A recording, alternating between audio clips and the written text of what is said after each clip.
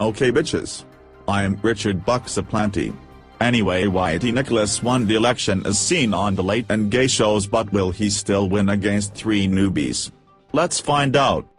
Hello my slaves. I'm Ship Bonnie and I'm a badass. I watched Dora the Explorer. You couldn't win if your ass depended on it. I'm Bald Sammy and I'm gonna win. I even tattooed my ass with a 37-leaf clover for luck. Might as well pick me, you shits. Suck my milky balls, you ignorant shits. Whitey Nicholas will win again. I'm Perez Hilton. I had plastic surgery like Michael Jackson to be a girl.